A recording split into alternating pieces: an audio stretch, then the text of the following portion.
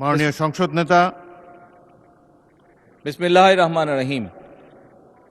ধন্যবাদ মাননীয় স্পিকার।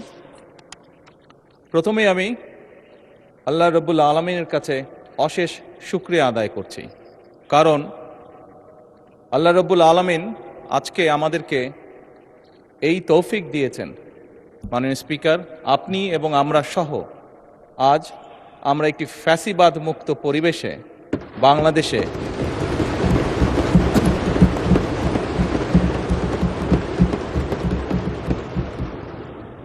বাংলাদেশের মানুষের সমর্থনের ভিত্তিতে এই সংসদ অধিবেশনে বসেছি এবং আলহামদুলিল্লাহ আল্লাহর রহমতে প্রায় 1 মাস 25 দিন যাবৎ এই সংসদ পরিচালিত হয়েছে এবং দেশ এবং দেশের জনগণের স্বার্থে আমরা এখানে আলোচনা করেছি এবং গুরুত্বপূর্ণ সিদ্ধান্ত গ্রহণ করেছি।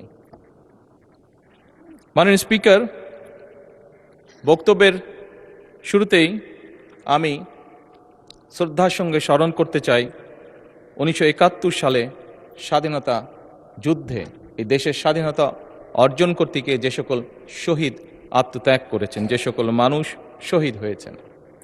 আমি স্মরণ করতে চাই 1990 সালের স্বৈরাচার বিরোধী আন্দোলনে সকল রাজনৈতিক দলের, গণতান্ত্রিক রাজনৈতিক দলের যে সকল নেতাকর্মী শহীদ হয়েছেন। আমি স্মরণ করতে চাই 2013 সালের শাপলা চত্বরে যে সকল মানুষকে বর্বরভাবে হত্যা করা হয়েছে। আল্লাহর দরবারে প্রার্থনা করি আল্লাহ যাতে তাদেরকে শহীদি মৃত্যু দান করেন। মাননীয় স্পিকার, আমি স্মরণ করতে চাই 2009 সাল থেকে 2024 সালের 5ই আগস্ট পর্যন্ত এই দেশের মানুষের কথা বলার অধিকার, রাজনৈতিক অধিকার, অর্থনৈতিক স্বাধীনতা অধিকার যেটা ছিনিয়ে নেওয়া হয়েছিল, সেই অধিকার পুনঃপ্রতিষ্ঠার জন্য যে সকল মানুষ আত্মত্যাগ করেছেন প্রত্যেকটি মানুষকে আমি স্মরণ করতে চাই, তাদের আত্মার মাগফিরাত কামনা করতে চাই। একই সাথে এই দীর্ঘ 1 যুগেরও বেশি সময় ধরে সকল রাজনৈতিক দল যারা গণতন্ত্রে বিশ্বাসী, যারা রাজপথে থেকে দুর্বার প্রতিরোধ গড়ে তুলেছিল স্বৈরাচারের বিরুদ্ধে, এবং সেই রাজনৈতিক দলের যে সদস্যরা বিভিন্নভাবে আহত হয়েছে তাদেরকে শ্রদ্ধার সঙ্গে আজকের এই সংসদ অধিবেশনে আমি স্মরণ করতে চাই। মাননীয় স্পিকার, আজকের এই সংসদ, মাননীয় সম্মানিত বিরোধী দলীয় নেতা সঠিকভাবেই বলেছেন যে আজকের এই সংসদের দিকে সমগ্র বাংলাদেশ তাকিয়ে আছে। এই সংসদের দিকে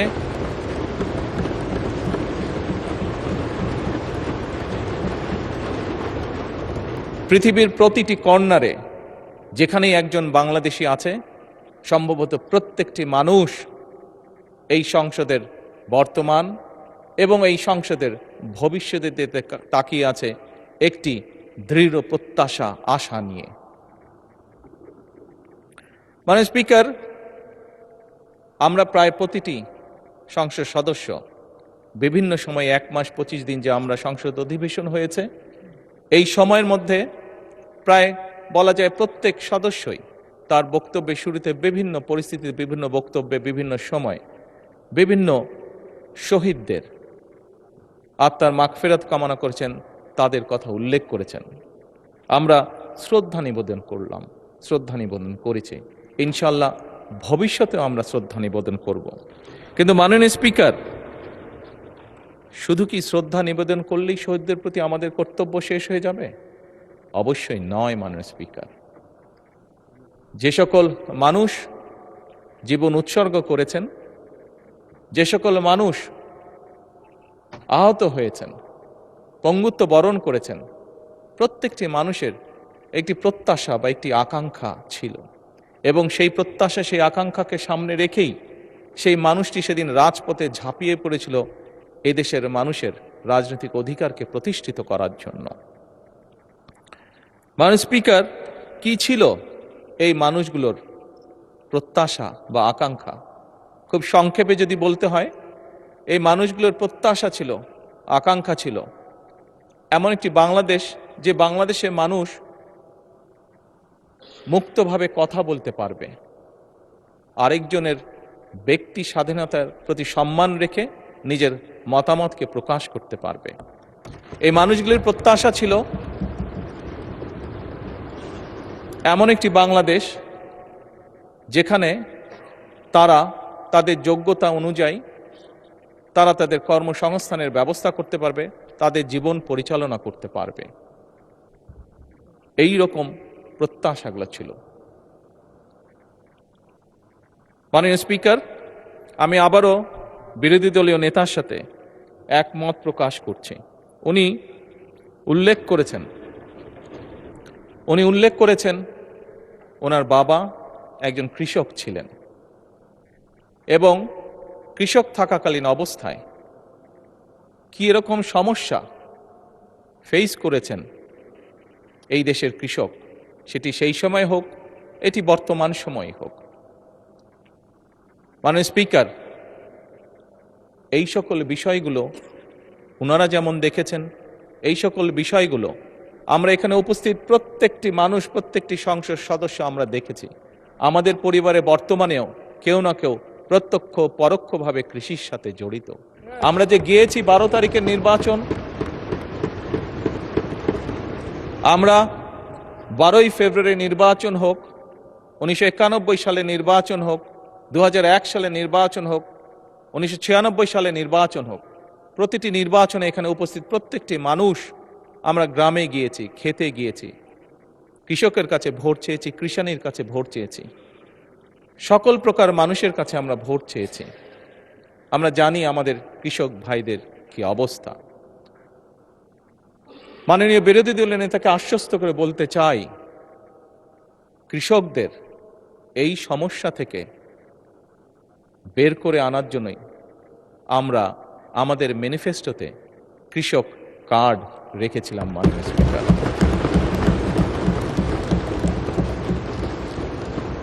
আবারও নির্দ্বিধায় বলতে হবে, আল্লাহ রব্বুল আলমীর কাছে শুকরিয়া আদায় করা ছাড়া কোনোই উপায় নেই। আল্লাহর রহমত ছিল বলেই বাংলাদেশের মানুষের সমর্থন নিয়ে আমরা সরকার গঠন করার পরে দ্রুততার সাথে আমরা চেষ্টা করেছি সেই কৃষক ভাইদের পাশে দাঁড়ানোর জন্য। আজকে হ্যাঁ, মাননীয় স্পিকার, হয়তো অনেকেই বলতে পারে যে কয়জনকে আপনারা দিয়েছেন কৃষক কার্ড। আমরা দেওয়া শুরু করেছি মাননীয় স্পিকার, পর্যায়ক্রমিকভাবে। আমরা কৃষক বলতে যাদেরকে বোঝায় তাদের কাছে ধীরে ধীরে আমরা পৌঁছাবো। এবং শুধু কৃষক বলতে সাধারণত আমরা যে বুঝি যে মানুষগুলো, শুধু তাই নয়, যে ধান ফলায় শুধু সেই কৃষকই নয়, যে ধান ফলায়, যে মৎস্য চাষ করে, যে গবাদি পশু চাষ করে, প্রত্যেক ধরনের কৃষকের কাছে আমরা পৌঁছতে চাই। এবং এটাই বলতে পারি, আমরা মাননীয় স্পিকার শুরু করেছি, আল্লাহর রহমতে আমরা এই কাজটি শুরু করেছি। কৃষকের ভাগ্য পরিবর্তনের কাজ আমরা শুরু করেছি, এই সংসদে নির্বাচিত প্রতিনিধিরা শুরু করেছে।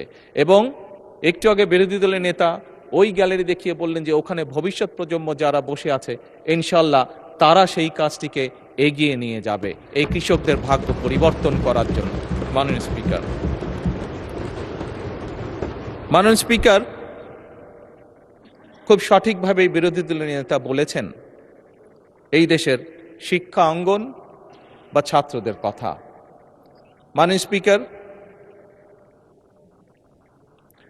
আমরা অবশ্যই চাই না যে আমাদের যে শিক্ষা অঙ্গনগুলোর যে অবস্থা, শিক্ষার্থীদের যে অবস্থা, সেটি এরকম থাকুক, সেটি অবশ্যই পরিবর্তিত হোক।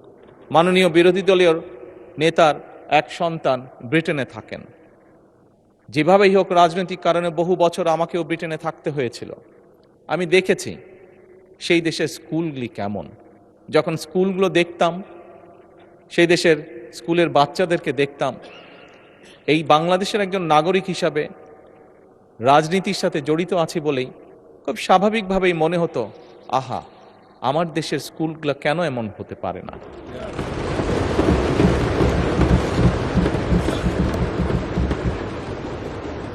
মাননীয় স্পিকার, দেখেছি সেখানে কিভাবে প্রাইমারি স্কুলের কথা যদি বলি, আমি যেখানে থাকতাম তার আশেপাশে প্রাইমারি স্কুল ছিল, সেজন্যই সেটি বেশি চোখে পড়তো। সকালে এবং বিকালে যদি কোথাও বের হতাম, দেখতাম যে বাচ্চারা যাচ্ছে, দেখতাম বাচ্চারা কি সুন্দর কাপড় চোপড় পরে যাচ্ছে, পায়ে জুতো, মোজা, সুন্দর শার্ট প্যান্ট, যার যেটি স্কুল ড্রেস সেটি পরে যাচ্ছে। মাননীয় স্পিকার, মনের মধ্যে একটি কষ্ট হতো যে আমার দেশের প্রাইমারি স্কুলের বাচ্চারা কবে এরকম সুন্দরভাবে স্কুলে যাবে। মাননীয় স্পিকার, প্রাইমারি স্কুলের টিচার 2-4 জন যাদেরকে চিনতাম, দেখতাম যে তারা কি সুন্দরভাবে বাচ্চাদেরকে ক্লাসে শিক্ষাদান করছে। মাননীয় স্পিকার, আজকে এই সংসদকে আল্লাহ রাব্বুল আলামিন রহমত করেছেন এবং সে কারণেই মাননীয় স্পিকার আমাদের পক্ষে সিদ্ধান্ত নেওয়া সম্ভব হয়েছে। আমরা সেদিন যেই প্রত্যাশাটি, মনের মধ্যে যে আশাটি ছিল, আল্লাহ চান তো এই আশা আমরা ইনশাল্লাহ পূরণ করতে পারবো। সেজন্যই এই সংসদে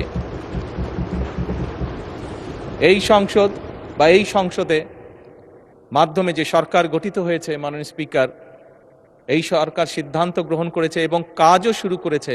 আমরা ইনশাল্লাহ আগামী জুলাই মাস থেকে পর্যায়ক্রমিকভাবে ধীরে ধীরে প্রাইমারি স্কুলের বাচ্চাদেরকে স্কুল ব্যাগ দিব, পর্যায়ক্রমিকভাবে বাচ্চাদের আমরা স্কুল ড্রেস দিব এবং পর্যায়ক্রমিকভাবে মাননীয় স্পিকার আমরা বাচ্চাদেরকে জুতার ব্যবস্থাও ইনশাল্লাহ করব। এখন আসুন, মাননীয় স্পিকার, বিরোধী দলীয় নেতা বলেছেন পরিবেশের কথা। কিসের পরিবেশ? শিক্ষাঙ্গনের পরিবেশ। উনি ওনার কিছু কনসার্ন এক্সপ্রেস করেছেন। মাননীয় স্পিকার, আমিও এই দেশের শিক্ষা প্রতিষ্ঠানে পড়েছি। 90-এর স্বৈরাচার বিরোধী আন্দোলনের সময় আমি বেশ অনেকবার সেই সময় রাজনৈতিক ডামাডোলে শিক্ষাঙ্গনের মধ্যে পড়েছিলাম। 2-1 বেশ সিরিয়াস অবস্থার মধ্যে পড়ে গিয়েছিলাম। মাননীয় স্পিকার, স্বাভাবিকভাবেই আমি চাই আমার দেশের সন্তানেরা একটি সুন্দর পরিবেশে লেখাপড়া করুক। মাননীয় স্পিকার, সার্বিক বিশ্ব পরিস্থিতিতে আমরা দেখেছি বিশ্বের প্রত্যেকটি দেশ মধ্যপ্রাচ্যে যে ক্রাইসিস যাচ্ছে, যে যুদ্ধ অবস্থা, তার কারণে পৃথিবীর প্রায় প্রত্যেকটি দেশ জ্বালানির সমস্যার সম্মুখীন হয়েছে, যার তাপ হয়তো বাংলাদেশে এসেও লেগেছে। বাংলাদেশের মানুষ বেশ কিছুদিন কষ্ট পেয়েছে এটিতে। আমি বিরোধী দলের নেতার সাথে এই ব্যাপারে কম বেশি একমত। মাননীয় স্পিকার, বিরোধী দলের পক্ষ থেকে সেদিন একটি প্রস্তাবনা দেওয়া হয়েছিল যে এই সমস্যাটি যদি আমরা উভয় একসাথে বসি আলোচনা করি, তাহলে হয়তো মিটমাট করা বা একটা সুরাহা বের করা সম্ভব হবে। মাননীয় স্পিকার, সেদিন পরের দিন আপনি উপস্থিত ছিলেন এই সংসদে। আপনার সামনেই আমি আমাদের অবস্থান থেকে আমাদের প্রস্তাবনা বিরোধী দলের কাছে উপস্থাপন করেছি। আমরা যৌথভাবে একটি কমিটি গঠন করেছি এ ব্যাপারে আলোচনা করে কি সিদ্ধান্ত নেওয়া যায় যাতে দেশের মানুষ স্বস্তিতে থাকতে পারে। মাননীয় স্পিকার, আমি মনে করি আমরা আজও এই সমস্যার সমাধান উভয় পক্ষ একসাথে বসে নিশ্চয়ই ইনশাল্লাহ বের করতে সক্ষম হব।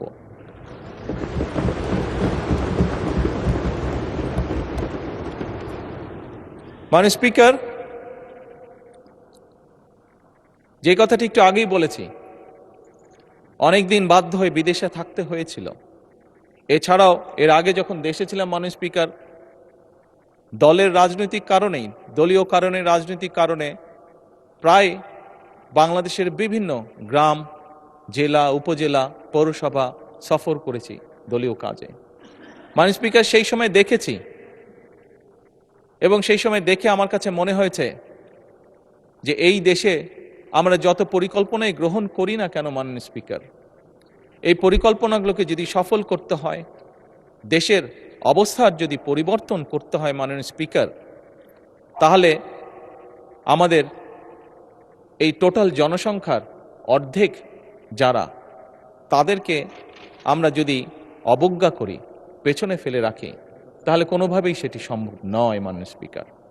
এবং সে কারণেই মাননীয় স্পিকার 1991 থেকে 96 এবং 2001 থেকে 2006 সাল যখন বাংলাদেশ জাতীয়তাবাদী দল দেশনেত্রী খালেদা জিয়ার নেতৃত্বে দেশ পরিচালনার দায়িত্বে ছিল, তখন আমরা মেয়েদের শিক্ষা ব্যবস্থা ক্লাস 12 পর্যন্ত আমরা ফ্রি করেছিলাম।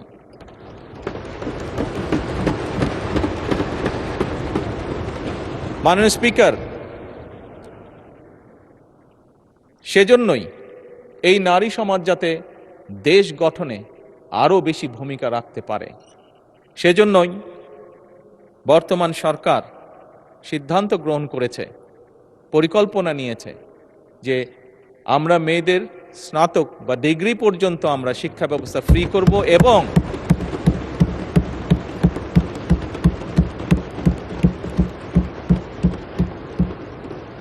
মাননীয় স্পিকার, যারা ভালো রেজাল্ট করবে, যে সকল মেয়েরা ভালো রেজাল্ট করবে, তাদেরকে আমরা উপবৃত্তির ব্যবস্থা করব ইনশাআল্লাহ সরকার থেকে। মাননীয় স্পিকার, শুধুমাত্র লেখাপড়াই নয়, মেয়েদেরকে, নারীদেরকে যদি আমরা অর্থনৈতিকভাবে স্বাবলম্বী করে গড়ে তুলতে পারি, তাহলে দেশকে আরো দ্রুত সামনের দিকে এগিয়ে নিয়ে যাওয়া সম্ভব। এবং এইটি করার লক্ষ্যেই আমরা ফ্যামিলি কার্ড নামে একটি কার্ড, এটার প্রতিশ্রুতি আমরা নির্বাচনের আগে দেশের জনগণের কাছে দিয়েছিলাম। আবারও আল্লাহর কাছে অশেষ শুকরিয়া আদায় করি, আল্লাহর রহমতে এই ফ্যামিলি কার্ড যেটি আমরা প্রতিশ্রুতি দিয়েছিলাম, সেটিরও বাস্তবায়নের কাজ আমরা শুরু করেছি। এবং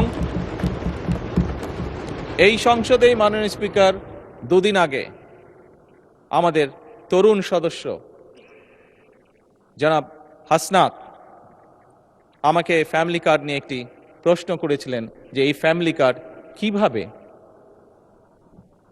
কন্ট্রিবিউট করতে পারে দেশের ইকোনমিতে। আমি সংক্ষেপে সেটি তুলে ধরেছিলাম এই মহান সংসদের সামনে। এবং সেদিন আমি পরিষ্কারভাবে বলেছিলাম, অনেকেই হয়তো, অনেকের মনেই প্রশ্ন আছে এত টাকা কিভাবে দিবে এবং এত টাকা এইভাবে দিয়ে দিলে সম্ভব কিনা। আমাদের সকলকে বিষয়টি একটু অন্যভাবে দেখতে হবে।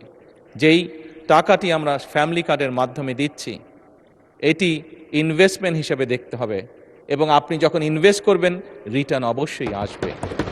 আমি সেদিন বলেছিলাম, মাননীয় স্পিকার, আমি সেদিন বলেছিলাম যে এই ফ্যামিলি কার্ডের যেই টাকা ফ্যামিলি কার্ডে যাবে, একজন নারী যেটি পাবে, উনি যেই কাজে ব্যবহার করবেন এই টাকাটা, সেই ব্যবহৃত টাকাটা এই দেশের গ্রামীণ অর্থনীতিকে ধীরে ধীরে শক্তিশালী করে তুলবে।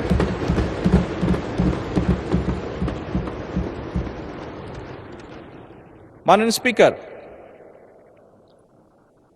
মাননীয় বিরোধী দলীয় নেতা ওনার নির্বাচনী এলাকা সম্পর্কে একটি কথা বলেছেন, বেশ কিছু বিবরণ দিয়েছেন। এই সংসদে আজকে দাঁড়িয়ে আমি আমার অবস্থান থেকে পরিষ্কারভাবে বলতে চাই, অনুরোধ জানাবো মাননীয় বিরোধী দলীয় নেতাকে, মাননীয় বিরোধী দলীয় নেতা, আমি যে মন্ত্রণালয়ের অধীন কাজ, আমার পাশেই সেই মিনিস্টার সাহেব বসে আছেন। প্রোটোকল হিসাবে মিনিস্টার সাহেবকে আমি এরই ভিতরে নির্দেশনা দিয়েছি যে আপনার কাজগুলো উনি দেখবেন, এবং তার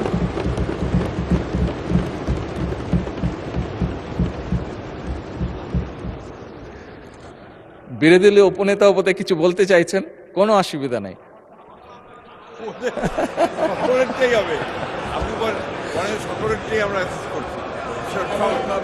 মাননীয় স্পিকার, যে এক মিনিট, একটু আগে ফরিদপুরে 1 আসনের সংসদ সদস্য এসেছিলেন, উনিও কিছু কথা আমাকে বলেছেন। মাননীয় স্পিকার, আমি প্রথমেই বলেছি এই সংসদ বাংলাদেশের মানুষের জন্য, এই সংসদ বাংলাদেশের জন্য।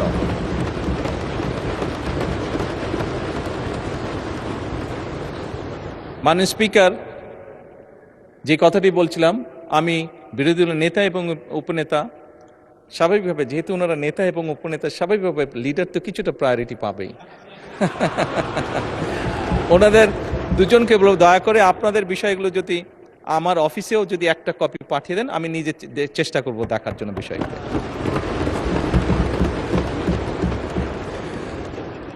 মাননীয় স্পিকার, উনি ওনার এলাকার সমস্যার কথা বলতে গিয়ে একটি কথা বলেছেন। ওনার এলাকার জলবদ্ধতার কথা বলেছেন, খালের কথা বলেছেন। মাননীয় স্পিকার, আপনি দেখেছেন এই সংসদেই গতকাল চট্টগ্রামের ভারী বর্ষণের কারণে কিছু কিছু জায়গায় জলবদ্ধতা হয়েছিল এবং এখানে বসে দ্রুততার সাথে আমি স্থানীয় সরকার প্রতিমন্ত্রী যে আছে তাকে তাৎক্ষণিকভাবে চট্টগ্রামে পাঠিয়েছিলাম বিষয়টি দেখে যত দ্রুত সম্ভব ফয়সলা করার জন্য। মাননীয় স্পিকার, এই ঘটনাটা দিয়ে আমি যেটা বলতে চাইছি সেটা হচ্ছে যে এই সরকার জনগণের নির্বাচিত সরকার, এই সরকার জনগণের কাছে জবাবদিহিমূলক সরকার এবং সে কারণেই মাননীয় স্পিকার এবং সে কারণেই আমরা আমাদের দ্রুততার সাথে আমরা চেষ্টা করেছি ব্যবস্থা গ্রহণ করতে, যাতে যত দ্রুত সম্ভব জনগণের সমস্যা লাঘব করা সম্ভব হয়। একই সাথে মাননীয় স্পিকার, আমি আবার কৃষকের কাছে ফিরে যেতে চাই। আমরা দেখেছি আজকেও যদি আমরা পত্রপত্রিকা খুলি, সবগুলো পত্রপত্রিকাতে আজকে নিউজ আছে আমাদের বিভিন্ন অঞ্চলগুলো, নেত্রকোনা, কিশোরগঞ্জ, সুনামগঞ্জ, ময়মনসিংহ সহ আরো বেশ কিছু অঞ্চল মাননীয় স্পিকার ভারী বর্ষণের কারণে গত 48 ঘন্টায় বেশ ভারী বর্ষণ হয়েছে অনেকগুলো জায়গায় এবং তার কারণে বোরো ফসলে অনেক ক্ষতি হয়েছে। মাননীয় স্পিকার, এখানে আমাদের ত্রাণ মন্ত্রী বসে আছেন দুলু সাহেব, যার কথা বিরোধী দল নেতা উল্লেখ করেছেন। ওনাকে গতকালকেই আমি নির্দেশনা দিয়েছি, তারও দুদিন আগে যখন ওয়েদার ফোরকাস্ট আমি দেখেছিলাম সেই স্থানীয় প্রশাসনকে আমি নির্দেশনা দিয়েছিলাম যে সকলের লিস্ট করে কোথায় কোথায় বোরো ধানের কৃষক আছে, কারা কারা ক্ষতিগ্রস্ত হতে পারে, কি কি হতে পারে সেই ব্যবস্থা গ্রহণ করার জন্য। মাননীয় স্পিকার, এই কথাটা দিয়েও আমি বলতে চাইছি যে এই সরকার জনগণের সরকার, জনগণের নির্বাচিত সরকার। আমাদের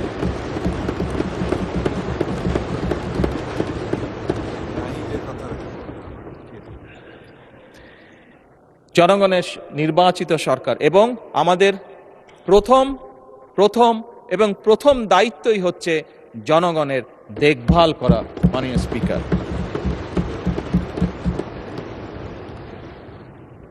এবং সে কারণে মাননীয় স্পিকার, বিরোধী নেতা এলাকায় উনি যে কষ্টটা পাচ্ছেন জলাবদ্ধতার কারণে, এই সমস্যাটি সমগ্র বাংলাদেশেই কম বেশি আছে। মাননীয় স্পিকার, বাংলাদেশে এরকম অনেক জায়গা আছে যেখানে বর্ষাকালেও কৃষকরা পানির কষ্ট ভোগ করে, যেখানে বর্ষাকালেও বিভিন্ন সময় সেচ ব্যবস্থা তারা দিতে পারে না, শুধুমাত্র সঠিকভাবে সেচের পানি তারা আনতে পারে না বলে। এবং সে কারণেই মাননীয় স্পিকার, শহীদ রাষ্ট্রপতি জিয়াউর রহমানের সেই যুগান্তকারী খাল খনন কর্মসূচি আমরা আবারও শুরু করেছি।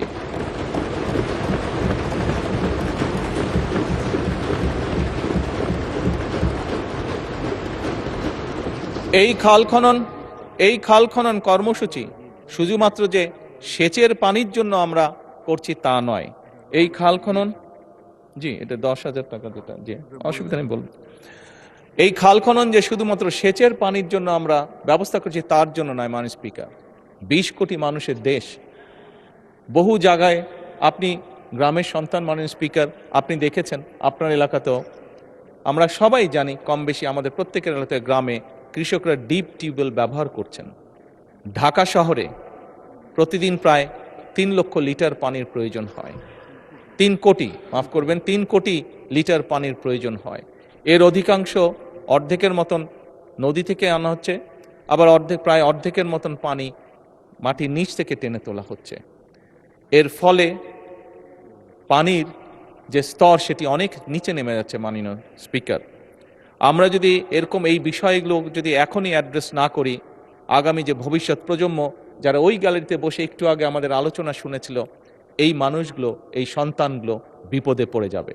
এবং এর বাংলাদেশের প্রেক্ষাপটে এই সমস্যার সমাধান হচ্ছে আমরা যদি এখন কাজ শুরু করি। মাননীয় স্পিকার, এর শুভফল পেতেও আমাদের প্রায় 20 বছরের মতন সময় লাগবে।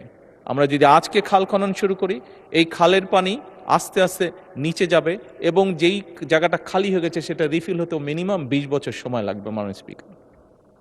সেজন্যই মাননীয় স্পিকার আমরা এই খাল খনন কর্মসূচি শুরু করেছি। আমরা শিক্ষার কাজ শুরু করেছি। স্কুলের প্রাইমারি স্কুলের ছেলেদের বাচ্চাদেরকে আমরা ব্যাগ, বই, জুতো দিয়ে আমরা তাদেরকে উৎসাহিত করতে চাচ্ছি লেখাপড়ায়। আমরা প্রাইমারি স্কুলের শিক্ষকদেরকে তাদের সম্মানই বাড়াতে চাচ্ছি, যাতে করে তারা মনোযোগ দিতে পারে শিক্ষার্থীদেরকে শেখানোর জন্য। এবং সেই জন্যই মাননীয় স্পিকার আমরা আমাদের ম্যানিফেস্টোতে বলেছিলাম যে আমরা আমাদের টোটাল বাজেটের প্রায় 5% আমরা শিক্ষা খাতে রাখতে চাই। একই সাথে মাননীয় স্পিকার স্বাস্থ্যের কথা এসেছে। এখানে আমার দলের সংসদ সদস্য, বিরোধী দলের সংসদ সদস্য, বহু সংসদ সদস্য বিভিন্ন সময় উল্লেখ করেছেন যে তাদের এলাকায় যে হাসপাতাল আছে, হয়তো একটি বিল্ডিং আছে মাত্র, কিন্তু সেই বিল্ডিংয়ে হয়তো সঠিক ওষুধ নাই, সঠিক যন্ত্রপাতি নাই, সঠিকভাবে ডাক্তার নেই। মাননীয় স্পিকার, সেজন্যই আমরা ঠিক করেছি যে আমরা জিডিপির একটি বড় অংশ শিক্ষা এবং আমাদের স্বাস্থ্য খাতে আমরা ব্যয় করব। এবং মাননীয় স্পিকার, নিশ্চয়ই এই সংসদে আমার আগে বিরোধী দলের নেতা বক্তব্য রেখেছেন, ওনার পরে আমি বক্তব্য রাখছি। উনি যেই কথাগুলো বলেছেন তার পরিপ্রেক্ষিতে আমি যেই কথাগুলো বলছি, নিশ্চয়ই সবাই বুঝতে পারছেন আমাদের লক্ষ্য এক, আমাদের উদ্দেশ্য এক।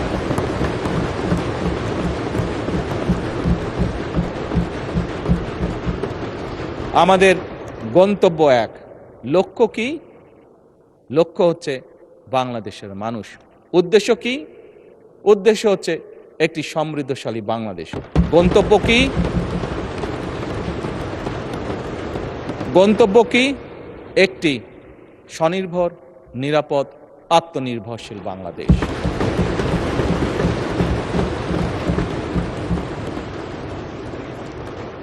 মাননীয় স্পিকার, এটি সংসদ, জাতীয় সংসদ।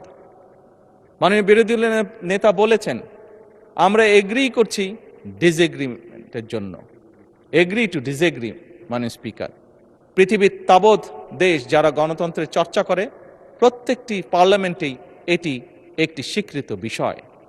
মাননীয় স্পিকার, ইয়েস, আজকে হয়তো জুলাই সনদ নিয়ে অনেক কথা হয়েছে, আমি সেই ডিবেটেই যাব না। কারণ একটু আগেই আমি বলেছি আমাদের লক্ষ্য, উদ্দেশ্য, গন্তব্য হচ্ছে এই দেশ, দেশের জনগণ এবং একটি আত্মনির্ভরশীল সমৃদ্ধশালী বাংলাদেশ। মাননীয় স্পিকার, আমি আবারও বিরোধী দলের নেতার সাথে একমত পোষণ করছি। আমরা গত প্রায় 1.5 মাস ধরে আলোচনা করেছি এই সংসদে।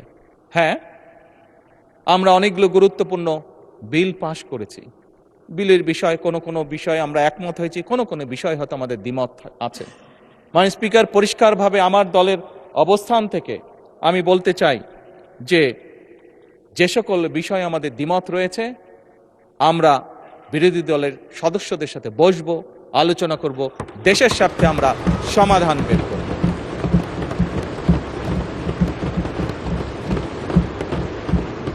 মাননীয় স্পিকার, নিশ্চয়ই আপনারও মনে আছে, এখানে সকলেরই মনে আছে, রোজার সময় বিরোধী দলীয় নেতা আমাকে ওনাদের ইফতার পার্টিতে দাওয়াত করেছিলেন। আমরা সেখানে গিয়েছিলাম। আমি গিয়েছিলাম, আমার সাথে আজকের হোম মিনিস্টারের সাথে ছিলেন। আমরা সেখানে ওনাদেরকে প্রস্তাব দিয়েছিলাম যে ডেপুটি স্পিকারের প্রস্তাবটি, যে ওটা ওনাদের দলীয় সিদ্ধান্তের কারণে ওনারা সেটা গ্রহণ করেন, সেটা ওনাদের পলিসির ব্যাপার। কিন্তু আমরা ওনাদেরকে প্রস্তাব দিয়েছিলাম যে আমরা চাই যে ডেপুটি স্পিকার আমরা ওনাদের কাছ থেকে চেয়েছিলাম। মাননীয় স্পিকার, আজকে আবারও পরিষ্কারভাবে আমি বলতে চাই, এই প্রস্তাবটি মাননীয় বিরোধী দলের নেতা এবং মাননীয় বিরোধী দলীয় সদস্যবৃন্দ, আমাদের এই প্রস্তাবটি এখনো ওপেন আছে। আমরা এখনো এই প্রস্তাবটি ওপেন রেখেছি। এই প্রস্তাবটি দেওয়ার মাধ্যমে আবারও আমরা আমাদের পরিষ্কার ইন্টেনশন বোঝানোর চেষ্টা করেছি। যেভাবে ঠিক বিরোধী দলের নেতা সেদিন বলেছিলেন যে আসুন আমরা দুই দল মিলে যদি একসাথে একটি কমিটি গঠন করি, যেখানে জ্বালানির বিষয়ে যদি কোনো সমস্যা থেকে থাকে আমরা আলোচনা করে একটি সিদ্ধান্ত নিতে পারবো। ওনারা যেরকম ওনাদের ইন্টেনশন দেখিয়েছেন, আমরাও সেই সময় আমাদের ইন্টেনশন পরিষ্কারভাবে তুলে ধরেছি। একইভাবে মাননীয় স্পিকার, এই সংসদ অধিবেশন শুরুর আগে আমি ওনার বাসায় গিয়েছিলাম। ওনার বাসায় গিয়ে দেশ পরিচালনা করার জন্য ওনাদের সহযোগিতা আমি চেয়ে এসেছিলাম। একইভাবে আমি নাহিদ ইসলামেরও বাসায় গিয়েছিলাম, এনসিপির কাছে আমি বলেছিলাম দেশ পরিচালনায় আপনাদেরও সহযোগিতা প্রয়োজন। মাননীয় স্পিকার,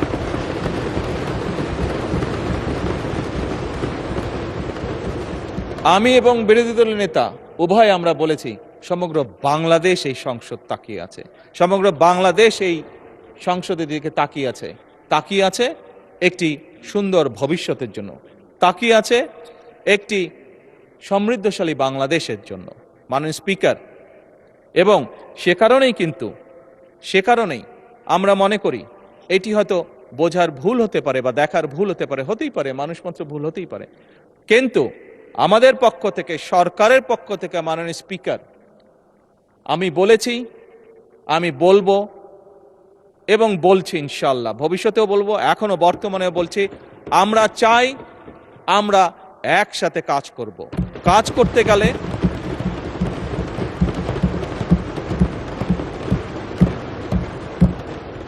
মাননীয় স্পিকার, অতীতে যতবারই গণতন্ত্র চলতে শুরু করেছিল বিভিন্ন সময় গণতন্ত্র বাধাগ্রস্ত হয়েছে।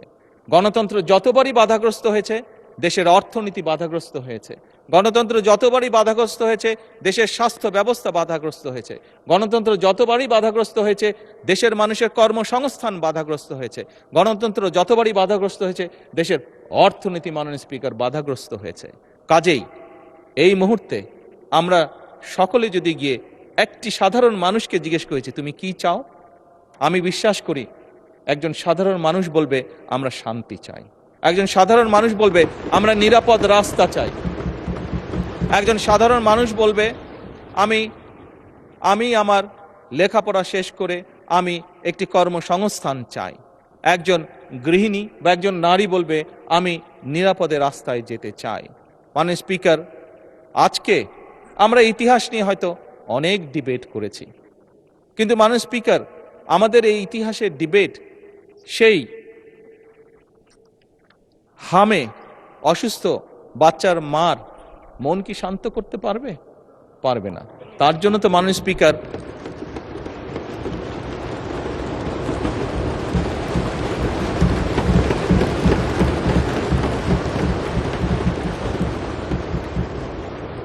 অথবা মাননীয় স্পিকার যে ছেলেটি ইউনিভার্সিটি পাশ করে চাকরি সংস্থানের জন্য মাসের পর মাস ঘুরে বেড়াচ্ছে, তাকে কি আমরা আমাদের এই যে ঐতিহাসিক ডিবেট, কে আমরা কি করেছি অতীতে, সেই ডিবেট দিয়ে তাকে কি আমরা কিছু বুঝ দিতে পারবো? মাননীয় স্পিকার, পারবো না।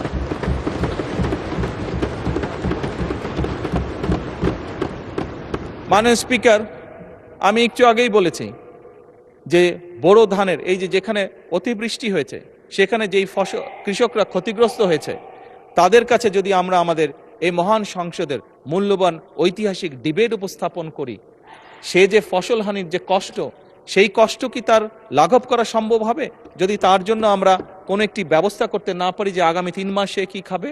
হবে না। মাননীয় স্পিকার, তাকে আমার খাবারের ব্যবস্থা করতে হবে, ওই বেকার যুবকটির জন্য আমার কর্মসংস্থানের ব্যবস্থা করতে হবে, হামে আক্রান্ত শিশুর জন্য তার মায়ের সান্ত্বনার জন্য আমাকে ওষুধের ব্যবস্থা করতে হবে।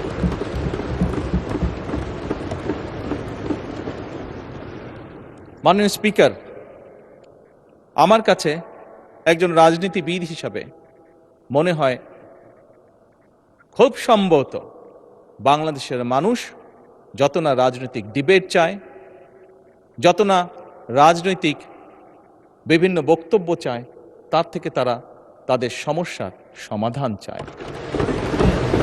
মাননীয় স্পিকার, আজকে ক্ষেত্র বিশেষ আমি দেখছি বিরোধী দলের বন্ধুরাও আমার কিছু কিছু কথায় টেবিল থাপড়াচ্ছেন। মাননীয় স্পিকার, এই যে চেয়ারটা আপনি দেখছেন, যেই চেয়ারে আমি এখানে বসছি আপনার সামনে, মাননীয় স্পিকার, এই চেয়ারটি খুব কঠিন একটি চেয়ার। মাননীয় স্পিকার, এই চেয়ারটি দেখলে মনে হয় বসতে খুব আরাম, আসলে মাননীয় স্পিকার মোটেও আরামের না।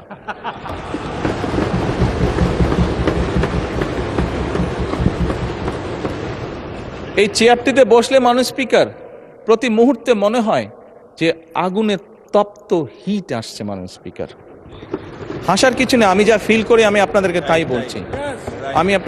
বলছি, মাননীয় স্পিকার, এই চেয়ারের থেকে উঠে দাঁড়িয়ে আপনার সামনে বক্তব্যে আমি হয়তো অনেক পপুলার কথা বলতে পারতাম, যেটাতে আরো অনেক বেশি তালি হতো মাননীয় স্পিকার, কিন্তু এই চেয়ার আমাকে বলে যে আমি সবসময় পপুলার কথা বলতে পারি না, আমাকে সেটাই বলতে হবে।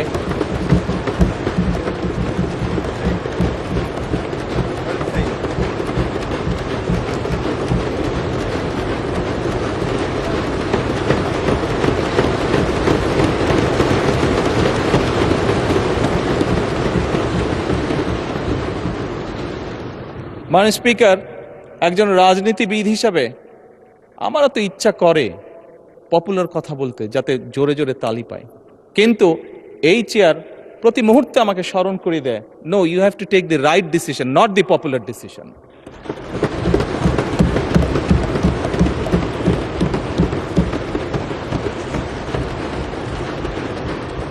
মাননীয় স্পিকার, আপনার মাধ্যমে আজকে এই সংসদের এই সবুজ চেয়ারে যারা বসে আছেন, আমি মনে করি আজকে বোধহয় আমাদেরকে সিদ্ধান্ত নিতে হবে যে আসুন আমরা পপুলার ডিসিশনে আলাপ করব না, আমরা আলাপ করব সঠিক ডিসিশনের ব্যাপারে, রাইট ডিসিশনের ব্যাপারে। মাননীয় স্পিকার, আজকে এই সংসদ অধিবেশনের শেষ দিন, আজকে অধিবেশন শেষ হয়ে যাবে। আমার সংসদ নেতা হিসেবে আমার দলের সদস্যদের কাছে, বিরোধী দলীয় বন্ধুদের কাছে, সহকর্মীদের কাছে, সদস্যদের কাছে আমার অনুরোধ থাকবে যে আসুন আগামী অধিবেশন যেটি শুরু হবে সেখানে আমরা আলোচনা করব আমরা কত দ্রুত দেশে বিদ্যুতের সমস্যার সমাধান করতে পারি।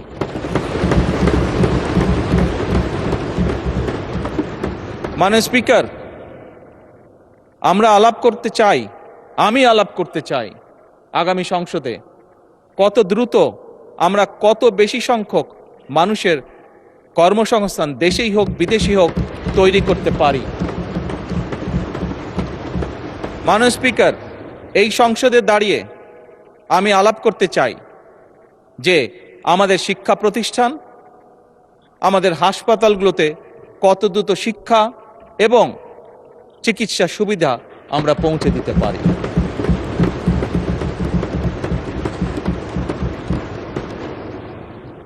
মাননীয় স্পিকার, দিনের কার্যবিধিতে আপনি যখন শুরু করেন, বিভিন্ন সময় বিভিন্ন সংসদ সদস্য বলে ওঠেন তার রাস্তায়, তার এলাকায় রাস্তা লাগবে, তার এলাকায় ব্রিজ লাগবে, কারো এলাকায় কালভার্ট লাগবে, স্বয়ং বিরোধী দলীয় নেতা ওনার এলাকার সমস্যার কথা বলেছেন। মাননীয় স্পিকার, আমরা যদি দেশের পরিস্থিতি স্থিতিশীল রাখতে না পারি, দেশে আমরা যদি অর্থনৈতিকভাবে শক্তিশালী করতে না পারি, মাননীয় স্পিকার, বর্তমান প্রেক্ষাপটে যেখানে 30 লক্ষ কোটি টাকার ঋণ নিয়ে এই সংসদ দেশ পরিচালনা শুরু করেছে, সেই দেশকে আমরা এগিয়ে নিতে পারবো না। আমরা যদি একটি স্টেবল গভর্নমেন্ট রাখি, আমরা যদি একটি স্টেবল পার্লামেন্ট এনশিওর করতে না পারি, মাননীয় স্পিকার, আমরা কোনোভাবেই এই দেশকে সামনে নিয়ে যেতে পারবো না। মাননীয় স্পিকার, এই দেশকে যদি সামনে নিতে হয় তাহলে অবশ্যই আমাদের উভয় পক্ষকে একসাথে কাজ করতে হবে। হ্যাঁ,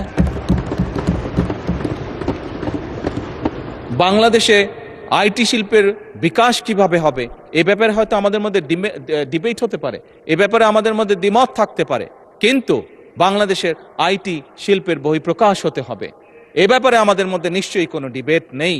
মাননীয় স্পিকার, সেজন্যই আসুন আজকে আমরা সিদ্ধান্ত গ্রহণ করি যে আমাদের আলোচনার বিষয়বস্তু হবে এই দেশের মানুষের ভাগ্যের পরিবর্তন। আমাদের আলোচনার বিষয়বস্তু হবে আমাদের আলোচনার মাননীয় স্পিকার, আমাদের আলোচনার বিষয়বস্তু হবে যে আমরা অন্য দেশের উদাহরণ দেব না, বরং আমাদের দেশকে আমরা সামনে এগিয়ে নিয়ে যাব। মাননীয় স্পিকার, 1971 সালে এই দেশ যখন স্বাধীন হয়েছে, এই মুহূর্তে আমরা বিভিন্ন বিবেচনায় আমাদের দেশকে যদি স্ট্যান্ডার্ডে ধরি, আমাদের মতন অনেকগুলো দেশ ছিল যারা হয়তো 1972-73 সালে স্বাধীন হয়েছে, তারা আমাদের থেকে এগিয়ে গিয়েছে। মাননীয় স্পিকার, আমরা পারিনি কেন? বিকজ বিভিন্নভাবে এই দেশকে, একটু আগেই যেটা বলেছি মাননীয় স্পিকার, বাধাগ্রস্ত করা হয়েছে গণতন্ত্রকে। মাননীয় স্পিকার, গণতন্ত্র বাধাগ্রস্ত যদি হয়, গণতন্ত্র প্রতিবার বাধাগ্রস্ত হলে অর্থনীতি, শিক্ষা, স্বাস্থ্য সব কিছু বাধাগ্রস্ত হবে। কাজেই মাননীয় স্পিকার, আপনার মাধ্যমে আমি বিরোধী দলীয় সহকর্মীদের কাছে আহ্বান জানাতে চাই, আসুন আমরা ডিবেট করব, আমরা বিতর্ক করব, আমরা আলাপ করব, আমরা আলোচনা করব, আমরা বসবো, কথা বলবো, কিন্তু কোনোভাবেই এই সংসদকে ব্যর্থ হতে দেওয়া যাবে না।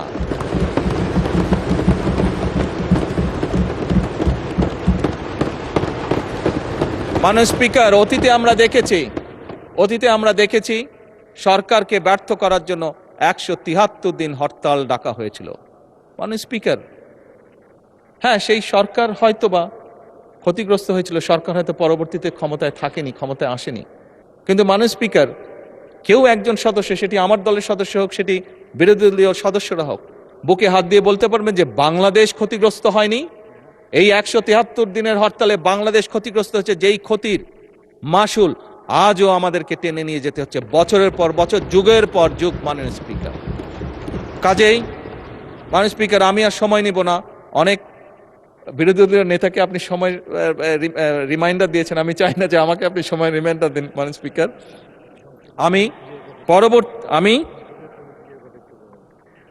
আমি বিরোধী দলীয় নেতার সাথে একমত হয়েই বলতে চাই যে কথাটি কয়েকবার আমি রিপিট করেছি, আবারও আমি রিপিট করতে চাই, কারণ আমি মনে করি এটা উনি একটি ইম্পর্টেন্ট কথা বলেছেন, যার সাথে আমি সম্পূর্ণভাবে একমত। এই সংসদ মানে পুরো বাংলাদেশ।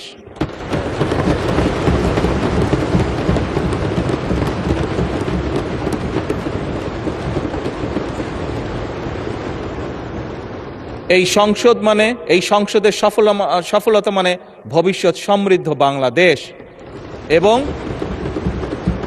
মাননীয় স্পিকার, এটি সংসদের রীতি, সংসদের নীতি। মাননীয় স্পিকার, একটি দল সরকারে থাকবে, একটি দল বিরোধী দলে থাকবে।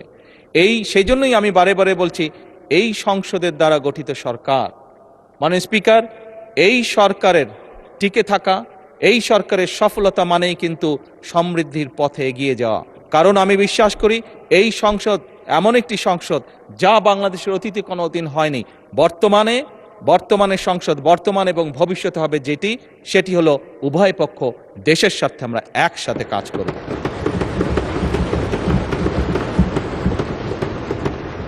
মাননীয় স্পিকার, আমরা উভয় পক্ষ আসুন কেউ কাউকে ব্যর্থ করতে চাইব না, কারণ আপনি এবং আমি, আপনারা এবং আমরা মিলেই কিন্তু পূর্ণ সংসদ। আমরা মিলেই কিন্তু পূর্ণ সংসদ। কাজে আপনি ব্যর্থ হলে আমি ব্যর্থ, আমি ব্যর্থ হলে আপনি ব্যর্থ, এই কথাটি আমাদেরকে মনে রাখতে হবে। এবং আমরা যে কোনো একজন ব্যর্থ হলেই বাংলাদেশ ব্যর্থ হয়ে যাবে। আমরা কেউই এই সংসদের কোনো একজন সদস্য, আমরা শয়নে স্বপ্নে কেউ ব্যর্থ বাংলাদেশ দেখতে চাই না। কারণ বর্তমান বাংলাদেশ ৭১-এর পরবর্তী বাংলাদেশ যেরকম শহীদের রক্তের উপরে দাঁড়িয়েছিল, বর্তমান বাংলাদেশ এবং বর্তমান সংসদ একইভাবে হাজারো শহীদের রক্তের উপরে দাঁড়িয়ে আছে।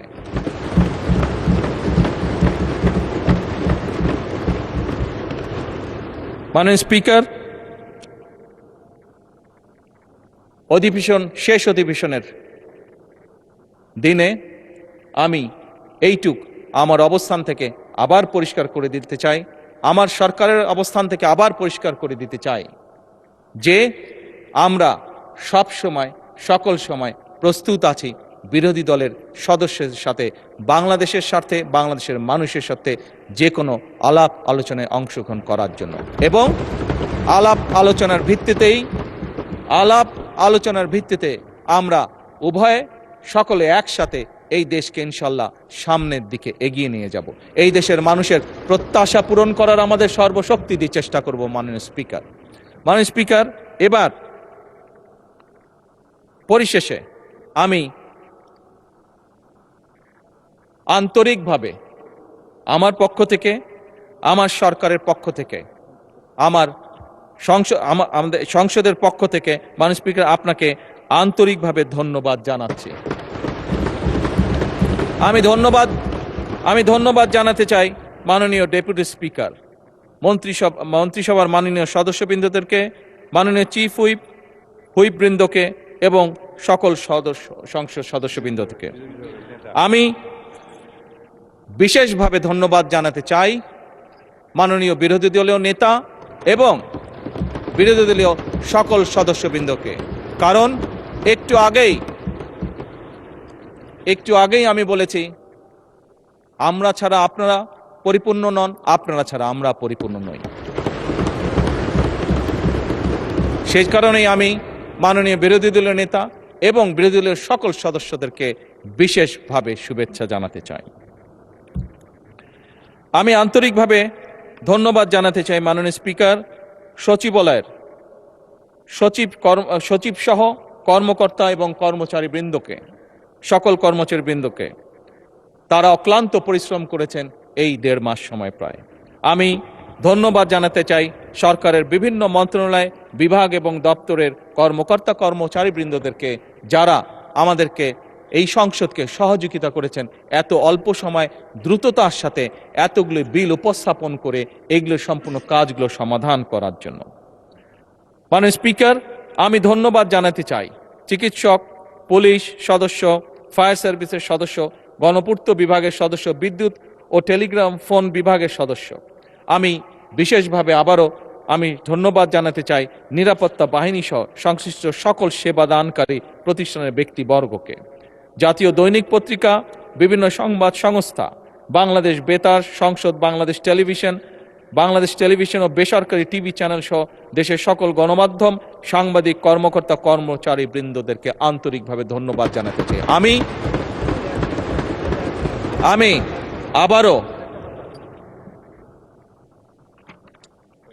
আমি আবারও পরিষ্কারভাবে দৃঢ়চিত্তে বলতে চাই যে সকল ব্যক্তি এবং সংস্থাকে আমি ধন্যবাদ জানিয়েছি, তাদের সকলের সহযোগিতার কারণেই আজ আমরা এই সংসদটি সুন্দরভাবে এই অধিবেশনটি সমাপ্ত করতে পারলাম এবং দেশ গঠনে এই প্রত্যেকটি সংস্থা এবং প্রত্যেক ব্যক্তির অবদান রয়েছে এবং ইনশাল্লাহ ভবিষ্যতেও থাকবে।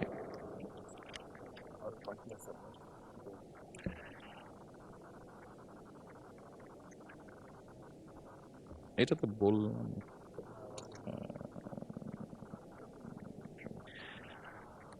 মাননীয় স্পিকার, মাননীয় বিরোধী দলের নেতা, এই সংসদ কার্যালয়ের কর্মকর্তা এবং কর্মচারী বৃন্দ সহ সংসদ ভবন, প্রধানমন্ত্রী দফতরের সহায়ক হিসাবে বিভিন্ন বিটিভি এবং বেতার কর্মদের বিভিন্ন ব্যক্তির বিষয়ে উনি বলেছেন তাদেরকে কিছু সম্মানের ব্যবস্থা করার কথা, আপনাকে অনুরোধ জানিয়েছেন। আমি ওনার এই প্রস্তাবকে সম্পূর্ণভাবে সমর্থন করছি। মাননীয় স্পিকার,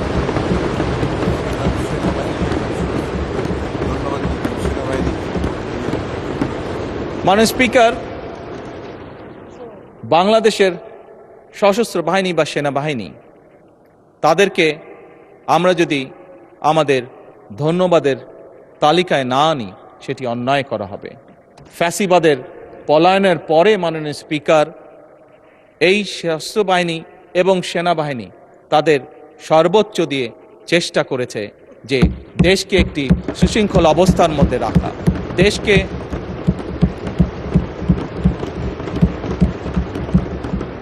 দেশে যাতে কোনো অরাজক পরিস্থিতি তৈরি হতে না পারে। আমি আইন শৃঙ্খলা বাহিনী সহ সশস্ত্র বাহিনীর সকল সদস্যবৃন্দদেরকে আন্তরিকভাবে ধন্যবাদ জানাতে চাই তাদের দায়িত্ব সঠিক সুন্দরভাবে পালন করার জন্য। মাননীয় স্পিকার, আবারও আপনাকে আন্তরিক ধন্যবাদ জানিয়ে আমার বক্তব্য শেষ করছি। বক্তব্য শেষ করার আগে আবারও আমি বলছি, সকল সংসদ সদস্যের প্রতি আমার বিনীত আহ্বান থাকবে, আসুন আমরা এই সবুজ চেয়ারের পবিত্রতা রক্ষা করি। যে দায়িত্ব, যে প্রত্যাশা, যে আশা নিয়ে বাংলাদেশের মানুষ আমাদেরকে পাঠিয়েছে এখানে, আসুন আমরা সেই দায়িত্বের, সেই কর্তব্যে সর্বোচ্চ সম্মান আমরা প্রদান করি, যার মাধ্যমে আমরা দেশের মানুষকে সম্মান প্রদর্শন করব। কারণ দেশ এবং জনগণ থাকলেই আমরা আছি। দেশ এবং জনগণ সম্মান যদি আমরা না করি, তাহলে আমাদের রাজনীতি হয়তো ব্যর্থ হয়ে যাবে। সেই জন্য আমাদের সবচেয়ে প্রথম হচ্ছে এই দেশের জনগণ এবং এই প্রিয় মাতৃভূমি বাংলাদেশ। মানে স্পিকার, আপনাকে আন্তরিক ধন্যবাদ। আসসালামু আলাইকুম।